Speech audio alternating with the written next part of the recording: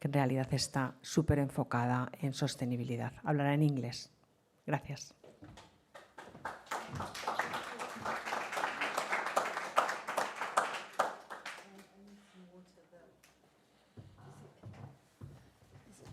To have a little glass of water.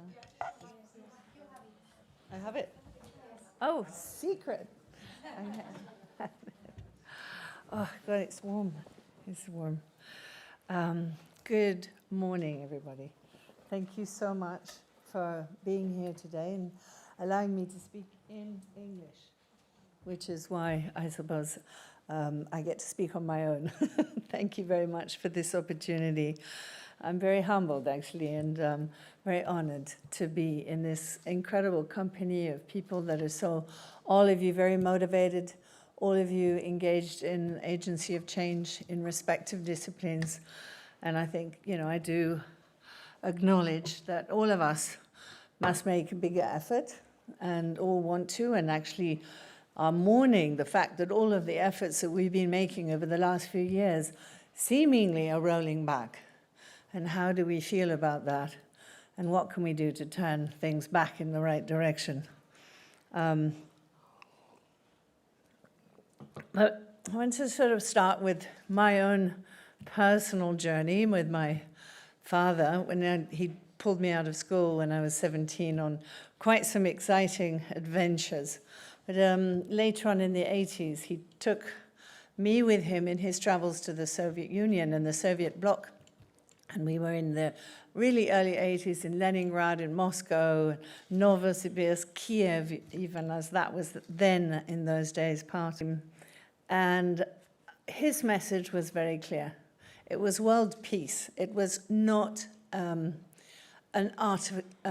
just a cultural and an artistic journey that he was making as he created this incredible exchange of his collection with the Soviet collections. It was a way of breaking down the prejudices that we also had vis-a-vis the Soviet system, but with an incredibly rich and diverse cultural history within it, but opening up and fostering a dialogue. So, you know, it was my first lesson. It was a pretty strong one. And, you know, art, in that sense, it was not decoration. It was diplomacy, and it's memory, and it's resistance, and it's sometimes defiance. And my father was pretty defiant. Even, I remember we were there when they shot down the Korean airline. We were actually in Moscow, and it was the very first time that live television was broadcast. And they actually chose my father. He was such an honored guest. People were so respectful of him, and they were looking for him to say a few kind words. And he got up there and with the microphone on live TV, which had never really happened before outside of a studio, and said, if you want to participate in this world, you cannot shoot down civilian airlines. And the whole room went into this massive panic because it was actually on live TV. And he knew exactly what he was doing. And of course, he was dragged off the set and cut, you know. That was the end of that. Sort of what Trump is doing in America right now. But anyway, things do roll around. But I thought I'd sort of tell you this little anecdote about really how incredibly outspoken he was. And let me just get my pages sorted out here, sorry. It's not too long, I promise not to take too much. Big letters. I've got thick glasses. But, you know, history actually also reminds us of, if I look back, of course, at the Thyssen collection, but how the Medicis and the Renaissance, you know, they used art to shape civic life and how and what a polis could be, and who its leadership would be, and how a very shifting perspective of religion and Jesus as a man placed in our very familiar cultural landscape out of the gilded icons of the past, and put him in a realm that belonged to mankind and was recognizable. And like in the 17th century when Earth was discovered, actually it was not the center of the universe. That was a kind of difficult big pill for people to swallow. Artists again had to step up to the fact that we were not in the center of the universe, that we were spinning on our own axis and slowly moving around a sun that was maybe part of another bigger and another solar system, at least to the limit and extent to which the astrophysicists, not at the time, understood our planet. But art again had to come in and make that something that people could absorb and face. It was another important turning point. I mean, in the 1970s, Carl Sagan sent out a golden disc, a time capsule, in order to reach out to possible aliens, something that sort of came up in the last couple of weeks, that we might be visited by a spaceship the size of Manhattan that's just going to pass the planet in November. That got me thinking again about what sort of a message do we want to send out to an alien species far more sophisticated than us. We're not used to people far more sophisticated and elevated in their knowledge systems than we are.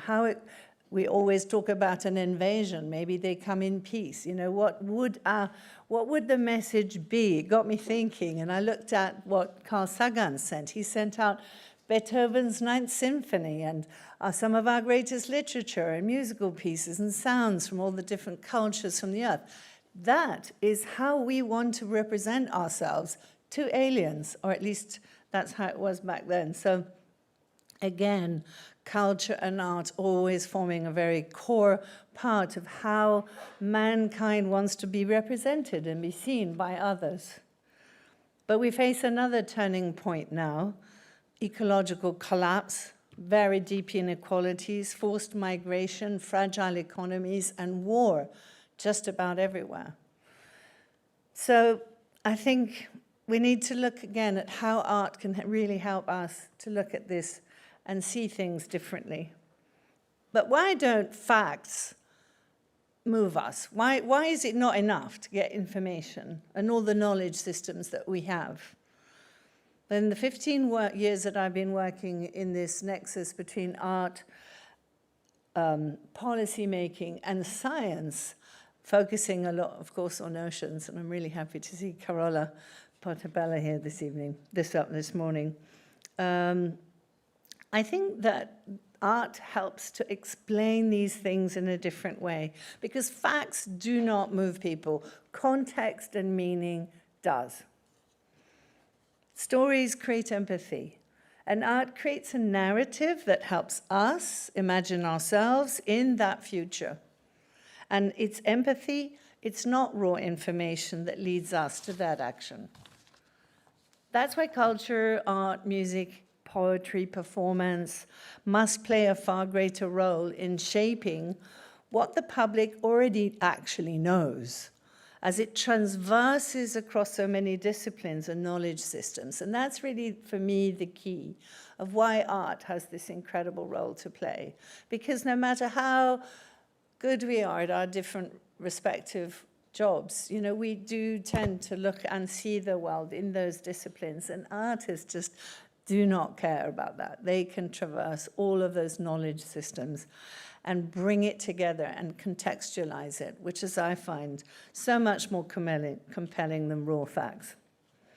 But that conviction got even stronger when I moved from land to sea, because about 15 years ago, we started a program in the Pacific, and we traveled on a vessel called the Dardanella, and we launched a program called The Current.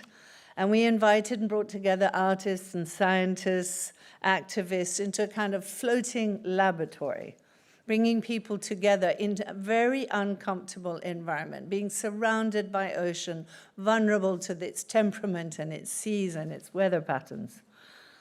And it was one of the greatest teachers that I had, because it modeled the interdependence that we have with the ocean, the humility with which we must approach it, and the imagination that it has invested in us so often over the generations.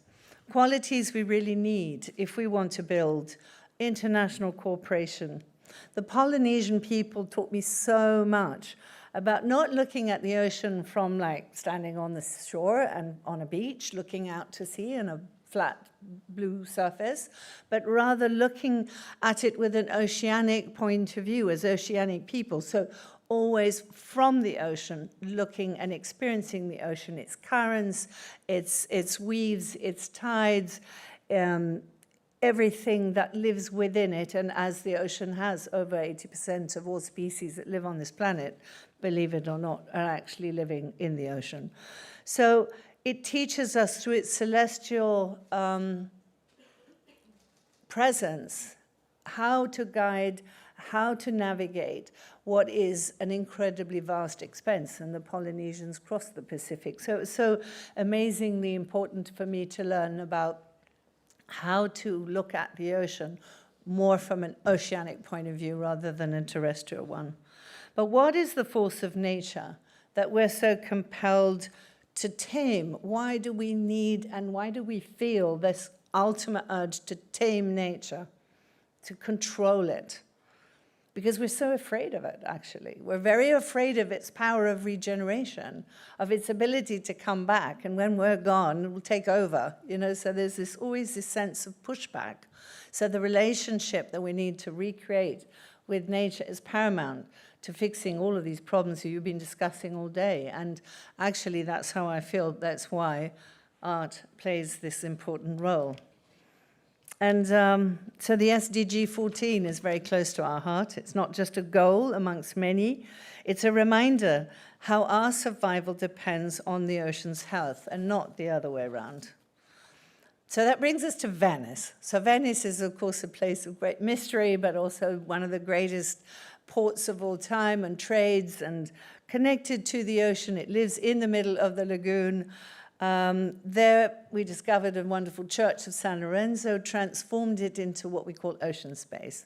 And the ocean space really connects everybody and also all the knowledge systems that it inspires. And we care immensely about, we help people understand the care of ocean. And it's not just an educational space and an exhibition space, but it's really a place of encounter. And we're presently showing a wonderful exhibition there until the end of November, which you should go and see, called Otras Montañas, a Caribbean-inspired exhibition curated by Gina Jimenez. And that also then, I want to come back to Madrid, because of course we're here in Madrid and the relationship with the Thyssen Museum, where we produce several exhibitions a year. And I do beg you to take the time to go and see Terrafilia. It closes tomorrow. It's one of the most beautiful exhibitions we've ever done, bringing together these 4 generations of my families as collectors. I see people nodding, so either you've seen it or you're going to go today after this. But this is great. It's a wonderful exhibition. And in the Thyssen Museum, I was very strongly aware that we didn't have an academic program there. And so together with Marcus Raymond, the director of TBA 21, and Rosa Ferre, we launched Organismo, which is, it's not really a project, it's more like infrastructure. I'll just take a sip. Organismo is a study program which brings together artists, scientists, and policymakers, scientists to imagine and prototype possible responses to ecological and social challenges. And it kind of reframes the museum not only as a mausoleum of the past, a depository of kind, but as a rehearsal space for all these futures of the world. Think about. That's, I think, a wonderful ambition of this program. They have 6 case studies on different topics like food systems, multiple truth media, fake news, tourism, cultural heritage, or the stewardess of coastal areas. Artists do help in this process. They are actually central to these investigations. And that's why I call it infrastructural activism, moving institutions away from their extractive models and towards more regenerative ones, giving voice to emerging generations and creating process that nurture systemic change. So how does culture feature in one of the SDGs. And it brings me to this. This is the point I really want to emphasize, because it should be in all the SDGs. It should actually traverse all the SDGs or have its own SDG. That's been a debate for actually quite some time. We can live with all the basic tools that the SDGs give us, but we can't live without culture. So how do we integrate this better?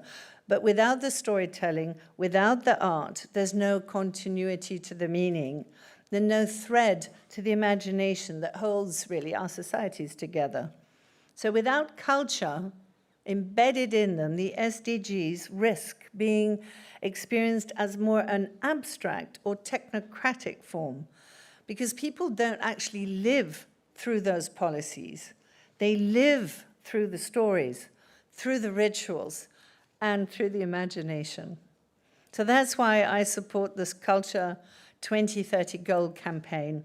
Culture must be recognized as a pillar of sustainability equal to all others. It is a connective tissue that binds the goals together, the place where meaning is made and empathy is nurtured. So where's the role of TBA in 21 in all of this? It's the aim of our foundation to inhabit this space between the worlds, led by artists, but always in dialogue with scientists, activists, policymakers, and communities. And we've been very, very, very proud to participate in some of the European goals, the new European Bauhaus, the Ocean Pact, and the European Commission. And that helped the space for culture to be seen not as peripheral, but integral to global agendas. So our question is simple. How do you create science policy interfaces with the help of artists? You do it through engagement, through a process-oriented work, or through just introducing emotion to the process. But you literally have to get moved. And this is not the soft touch. It's not the woo-woo, that lots of people think the arts is. It's really an emotional force of imagination and care. And that, in my mind, since generations and many indigenous communities have proven it, is what transforms our society. So in closing, because I know my time is up, there is a global imperative. To say that art is maybe a verb and not a thing is to affirm its power to provoke and to heal and to regenerate with it. And at this moment of war, ecological collapse, democracy fragility, survival is maybe not enough. We need imagination, we need solidarity, and most of all, we need courage. Art and culture aligned with the SDGs, supported by institutions, and carried forward by communities, are among the strongest tools that we have. Without culture, knowledge, it doesn't travel. And what moves societies is not data alone, but the stories that we trust. Technology advances don't decide what we carry forward. So let us take the culture, not left at the margins. Let's ask it to be recognized, integrated, and to be central to sustainability, because the future of peace, and I'm coming to the end, justice and planetary survival depends not only on the technologies that we invent and the treaties that we sign, but on the worlds that we actually dare to define in our imaginations and in our hope. Thank you so much for your patience. I know it's been a bit long because I threw in a couple of other things from my paper I went off, but I really appreciate the opportunity that you gave me to come and speak here today. Thank you very much for being so attentive. Thank you.